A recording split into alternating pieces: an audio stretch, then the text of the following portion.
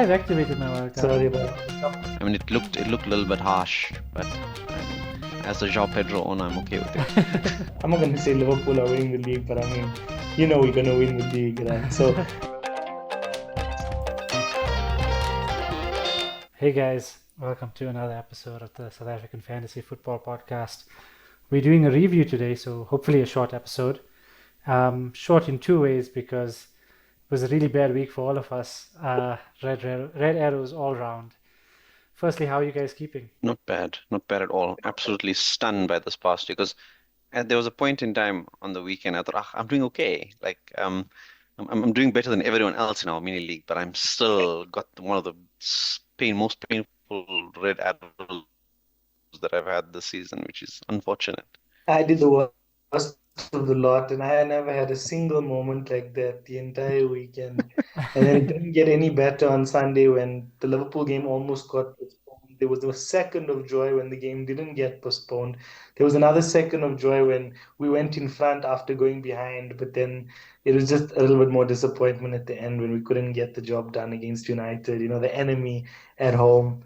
But yeah, we'll take the draw. We'll take the big red FPL arrow into the semi-final tomorrow because we're facing off with Mohamed Wasim's team again. Can't wait for that one. He's got to give Yeah. Salah the night off.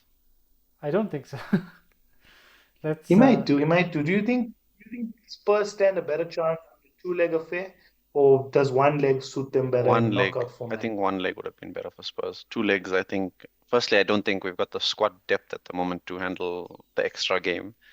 But also, I guess with the injuries and things happening, if we can do it off one, like a proper cup final type of environment, it gives you a better chance than Yeah. over two legs. The problem is you go in with the lead in one leg, the second leg, you never know what's really going to happen there. So But yeah, anything can happen. Big cup ties ahead, so looking forward to that. Nice break from FPL. I think it'll do us good. I'm not planning on doing any early transfers. Just gonna enjoy the 10-day break and enjoy some cup football. Speaking mm. of the cup, we're all out of the Yeah, fantasy football cup. I Oh, stood That no cup pain. run was chance. fun while it lasted. I had a horrid game week, and it just L's all round on my on my cup feed. So One of It's those actually weeks. one of those game weeks where, and it's been continuing like a very similar trend for most of the weeks where we all have reasonably different teams, but the points difference isn't like massive, where someone's scoring a 70 and someone's scoring like a 40 and the like. So Yeah. when one of us does bad, it's usually average for the rest of us, and then if one of us does well, it's a few of us doing well as well. So it's been very chaotic. But I think where the gap was this week is Brian Burmo, I think, broke all three of us because none yeah, of us have him. And I think the other key one is the Forest assets. I think I was sitting on a decent green arrow on Sunday night. As soon as that Forest game against Wolves happened, I think it just went went to pieces. so we can look at the meme of the week because it's all about Forest. Um, it's a tweet by FPL Marchin. This is the game week of my life, and Chris Hood is. This is the game week of your. This is the worst game week of your life so far. So he just came in and made it worse. So I guess there's two ways to look at this. Those that had Chris Wood, he saved them, and those that didn't have Chris Yeah. Wood, he buried us. For me, I made the biggest mistake of looking at some players that I actually took out of my team, and I guess after the result last night, I went and I looked at Matt Sells, and just because I had him for most of the season, and I took him out I think in game week 15. So over the past five game weeks, I replaced him with Allison. In those five game weeks, he kept a clean sheet in four of them, and Allison's only kept I think one clean sheet since he's been back. So He's that point swing yeah, there absolutely hurt me, and I he's was thinking to been myself like, why didn't I even yeah. because I brought in a more expensive keeper and got lower results. Yeah, no, he's been a beast. He's One of been those ones. It's he's just, been I think amazing. it's easier when the players that you have don't really perform because you've held them for so long and they give you good games and Mm, bad games. But when your transfers don't pay off, that's like really different level of heartbreak. And that's exactly what happened to me yeah. this week as well. On the bright side, looking at our mini league, we're all quite close to each other now. So this is very much up for grabs still, up to play for. Razine, you got Mohamed Wasim on your tail. You're only 4 points behind Razine now, Mohamed Wasim. And Yeah, Mm. it was 30 or 40 like 2 weeks ago. And yeah, then Razine's couple of bad weeks has given me a sniff. But Bilal, you can't say we're close together. You're 40 points ahead of both of us. But still, 40 points is not that much. I'll It give isn't you much. I'll give It you an can be wiped out example. in like a couple of weeks. I was looking at the leagues. I got 47 points. A few of the people in my mini leagues had 90. The other thing to note is that now we at the halfway point. So knowing this, that we're not far apart from each other, we still got the whole season to play for. I'm tempted for that wild card. I've been thinking about it for so many days. I know it's not the right time to use it, but I'm just so tempted because Might I be the feel like my best name time. just needs something. Why do you say it's not the right time? Might be the best time with 10 days to tinker if you really want to. I want my wild card to fit better into my chip strategy later in the season. So with the blanks, with the doubles and the likes coming up, I'm considering rather using my wild card a little bit more efficiently to target fixtures closer to once blanks and the doubles get announced, and then use my wild card a bit more strategically around then. So I've activated my wildcard. Sorry, but I'm a tough football. So No I've way. I've played Nice. it. So Wow. I What played a it way before to the drop your bombshell, Bilal. I played it Yeah, before and the that's Forest why you wanted to get fixture. on stream tonight. It makes sense. Yeah. I played it That is before the crazy. Forest fixture because I already knew I was out of the cups. I knew the second chance league is starting, and I knew my team was not in any manner or form ready to go ahead. I didn't want to play it before the transfer window ended, but at the same time, I said if I play it well now and bank up 3 or 4 transfers, I can score. And I got the 10 days to Yeah. decide. And the main thing is, wasn't going to get. I got Savinho, Bruno, and I brought in Mateta because it was the only chance I could get Sunday night. If I didn't do it Sunday night, Especially with Southampton coming in, yeah, yeah. that's the right thing to do. So my only question that I have for you guys now is, do you think it's time to bring in Haaland? Do I need to make room for him? Because Oof. that's my only thing. I don't have him, and he's just too expensive still. I'm not convinced He's back, personally. isn't he? Yeah, but I'm still not convinced with City personally. I mean, I think we need to see a little bit more for them, and that's why I kind of been pausing on it to say that if they really do get going, because I mean they played two of the worst teams in the league in their past 2 games, right? In terms of conceding Yeah. goals and shots against them. So you'd expect City to have a good performance against them. And City weren't as dominant still as I expected them to be. So I think if they have a decent January window, probably they could be in consideration. But I think for the short term, I think it's still worth going without Haaland. I guess the advantage is if you want to go premium, it's him, Palmer, and Salah. Salah, which makes it a bit okay because I seen a team this morning with three around 5 million midfielders, and they've had Haaland, Salah, and Palmer in their team. So I think it's not a bad idea because it makes it a little bit more affordable. 15 million is crazy because the rest of your team is just The average yeah, off the aside player from that's that. hard to fit into that thing is Isak Yes, because arguably one of the best strikers in the league right now. but that means your third striker has to be Fraser or Stewart. Those are your options if you want to afford Isak, Haaland front two. Yeah, uh, yeah. You can't get it any other way unless you drop Palmer. Mm, That's the only yeah. only other option. But Which is not the worst option at the moment, but I mean he's reasonably consistent, I think, at the moment to go with. he's very selfish if you watch him play. That's the scary part. Yeah, So and he's not going to get dropped. So if Chelsea score 3 or 4, chances are he could get all of them. It's possible, but chances are he's big in the points. yeah. Um, But the thing, and with City at the moment, Haaland isn't as influential as he probably was last season. But I mean, he's still, I think, what is he second still in the goal scoring charts, right? Even though he's been having a yeah, bad season. So I mean, it could go that I mean, they could explode in the second half of the season and then start winning way more games. Because the thing is, if you don't wildcard him in, it's hard to save enough transfers to bring him in. You've got to do it with a wildcard, or you're going to really struggle to fit him in the squad, seemingly, or you got to unless you sacrifice have a a Palmer or plan. Salah. Yeah, unless you have a big plan. Mm, While we can talk about while we're talking about planning and everything, we can talk about how the EFL and the FA Cup results might affect us in the future game weeks. So they released the FPL app gave us a notification and released an article about how the EFL Cup happening this week. So Liverpool, Spurs, and Newcastle and Arsenal are playing each other. But the final will happen. I think it's game week 26. Yeah. So that'll be a blank game week for. I mean, game week 29. Sorry.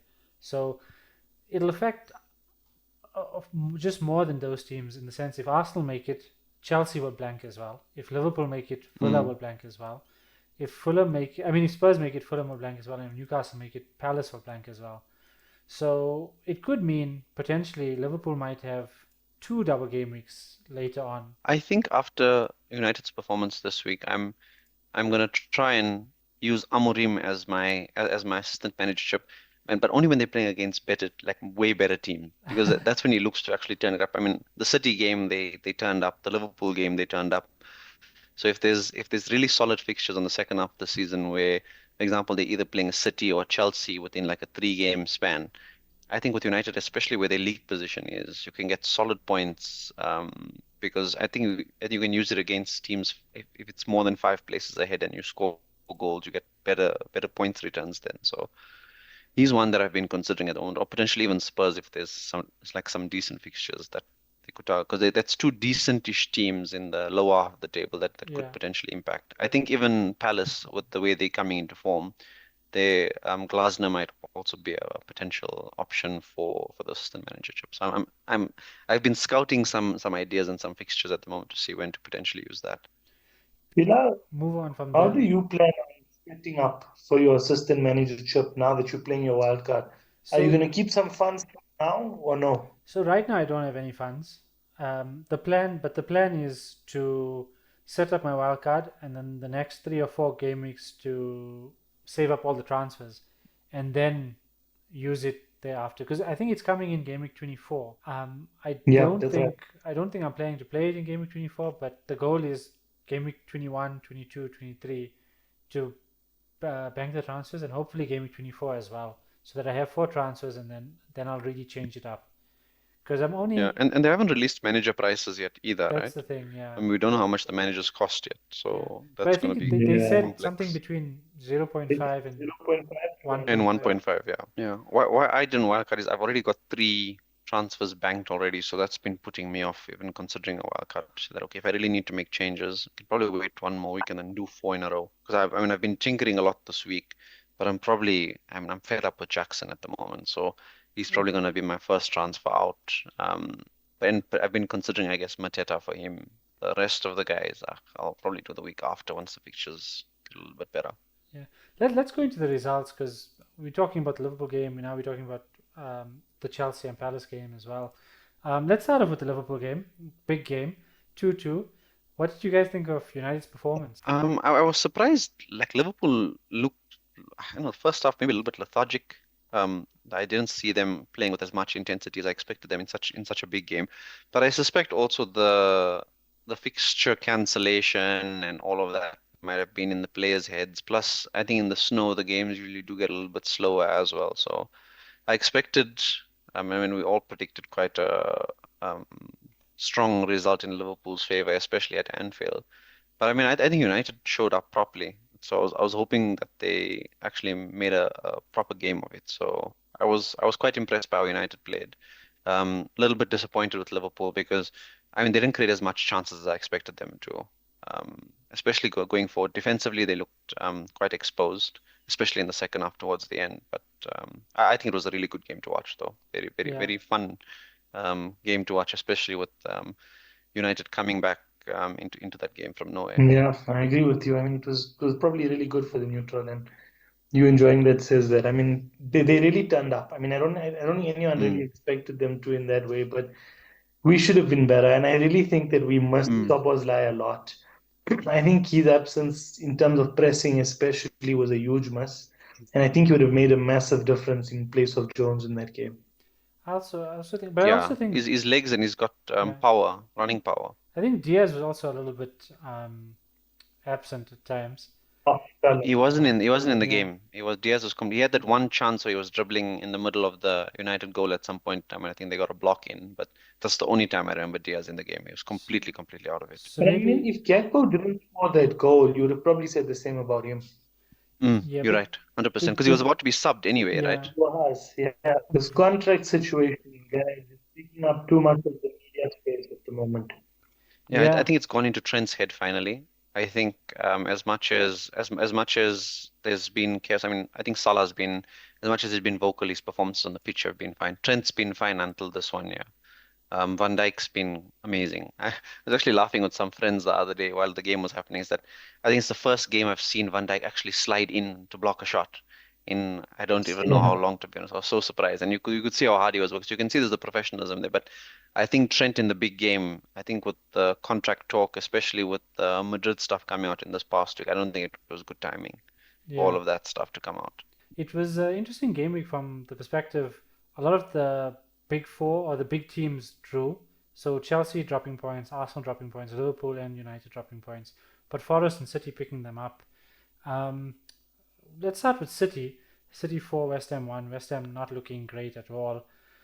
But do you feel like, They're gonna sack their coach. They're gonna sack their coach this week, West Ham, I think. do you think? There's news going around that Lopetegui is he's on the chopping block at the moment. So apparently they're talking to David Moyes, not David Moyes. Wow, what am I saying? Graham Potter to Graham Potter, replace. I'd be happy with No, Graham because Potter.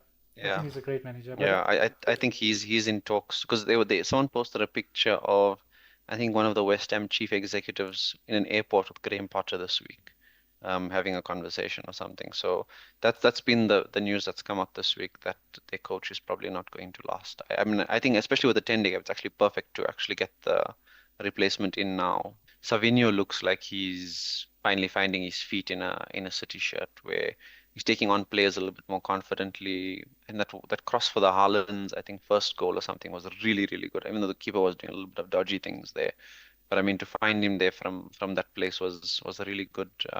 I mean, West Ham has been looking poor for quite a while, so I'm not surprised City did put a few goals past them. Arsenal Brighton, did you guys think that was a penalty? I was torn on it, to be honest. I thought it could have gone either way, to be honest. I mean, it looked a little bit harsh, but I mean, as a João Pedro owner, I'm okay with it. So gutted that Martinelli didn't start, and then when he came on at halftime, I was like, it made sense, but it didn't make me feel any better. Yeah, no, because I mean, he made a difference to the way they played. But I mean, to rest Odegaard and Martinelli for that game was surprising. Yeah, But I but mean, obviously Yeah. Odegaard's coming back off injury, so mm, and he played every game since, so he probably needed a rotation. but that player that they brought in that scored the goal was a wonderful Nwaneri, yeah, goal. he's injured Yeah. again, and he's injured again, Oh, so he's shame. out for he had a muscular issue, so he went Mm, off at halftime for Martinelli. He's now out for a few weeks mm. apparently. So So he had Martinelli should now lovely get game. picked back, right? More guaranteed minutes now, yeah. More guaranteed wins for sure. The Chelsea Palace game was also another draw, also a bit of a surprising one. I think, to be honest, I didn't think Chelsea played very well. I, But Jackson again missed chances, right? yeah, The he's not shocking looking man. He's good. gone back to his form of last year all over again, Yeah, where he does silly things. So yeah. I think if you're a Jackson owner now, it's really time to look to sell, specifically with Chris Wood, João Pedro, Raul Jimenez, even Delap got a goal. mm.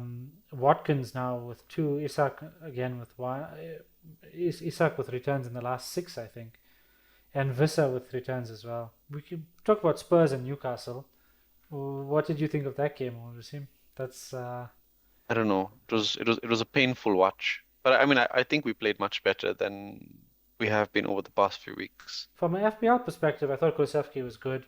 I thought Pedro Porro also played well. A lot of attacking threat. I think he was good. I think Solanke was not bad either, to be honest, especially with him getting the goal. He's actually had decent returns so far this season. So, I mean, as much as he went through a bad spell, I think he's still got 16 goals and assists in like 20 or so starts or something, or 20 games, which is not terrible for a striker, giving you the odd return every year and every now and then. Son looked knackered again, to be honest, because when he came on, he also looked rather lethargic as well. So.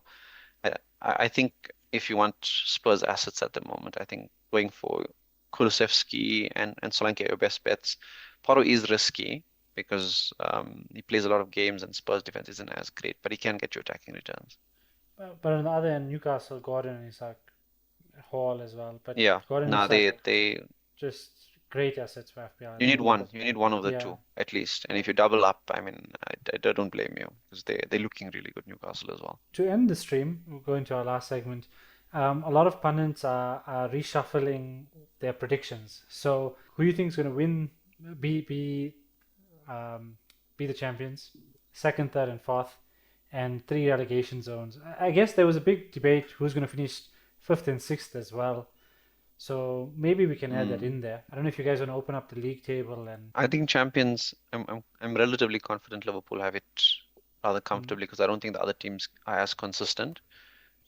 Second, third, fourth. I don't know the order, but I'm going to say City, Arsenal, and I want to throw a punt and say Forest sneak in fourth, okay. and then relegation. I'm quite convinced Southampton are gone. It's just a matter of who joins them. I expect it to be as it is at the moment. So Ipswich and Leicester I expect to go down with Southampton. I Yeah. don't think any of the other teams are worse off. Maybe Wolves might be in trouble there, but I think the other teams should be strong enough to survive. Okay. To be honest, I think the only other from those three, I'm also going to say Southampton, Leicester, Ipswich go down. And I wouldn't even say Wolves are in trouble. I actually think the only thing is if West Ham go even worse, they'd be in Yeah. trouble. In the sense that if someone comes in, Graham Potter comes in, or they stay with their manager, and it just goes even further downhill. But I Then, think I think because they already have a 7 point lead off the relegation zone, mm, I think that gives them enough buffer to say that I think they'll get another 15 points in the second half of the season. yeah, but judging from this, I don't feel like Wolves, Everton, or Palace are really at risk. Like I feel like all three of them can get results. I think Wolves squad is too Yeah. strong. I think Sean Dyche is too good of a manager. And Palace as well, good, too good of a squad. I'm also going to go Liverpool champions. I hope. I saw Gary Neville go with Arsenal. But I'm going to choose Arsenal, City, and I'm actually going to go with Newcastle in fourth. Oh. And so for me, Chelsea going to drop down. I actually think Villa will probably finish fifth. I don't think Forest will stay up there. I think they'll end up sixth or lower.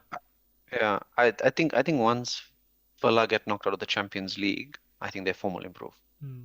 with 1 game a week. I think they've struggled with the Champions League level that they've had to play, especially on the weekends. I think if once they get knocked out of the Champions League, they'll be fine. Razine, your But I'd love to prediction? see them go on a good run. I Hmm. mean, I was thinking about the same thing, and I could feel Newcastle sneaking in as well. But Mm, Villa, I think if they go, I think the further they go in the Champions League, the more it'll be to their detriment in the Premier League yeah. in terms of the form. But it's also just great to see them playing well. To seeing Villa Park having the best of Europe at the stadium. It's nice. It's always nice seeing these teams doing well. Mm, And I mean, I'd love to see Forest back in Europe next season. I sames, mean, sames. they've actually won the European Cup. You know what I mean? So Yeah. it'd What be a what a historical club. Yeah. putting Forest in the top five and maybe sneaking a Champions League place through fourth spot. I mean, that'd be great. Chelsea look like the wheels are falling off, but I think Maresca might just turn it around after January, especially given his unlimited budget. So maybe they can get that top four place. City will probably break back in. So looking at, I'm not going to say Liverpool are winning the league, but I mean, we're going to win the league, right? So Liverpool, Arsenal, Mm. City, Chelsea and Forest top five in whatever order. I think that'll probably be it. I think Palace need to really put their socks up. Same with West Ham if they don't want to fall into that relegation battle. I mean, it's a pity they did so well at the weekend. Otherwise, I could have had a good go at Manchester United one more time and said they're also in a relegation battle. But no, I think they'll get back into that top 10, maybe even top 8 by the end of the season. Cool, guys. Have a good Thank one. you. Good Catch you luck all with your before the World next Cup. deadline. Chat soon. Yeah.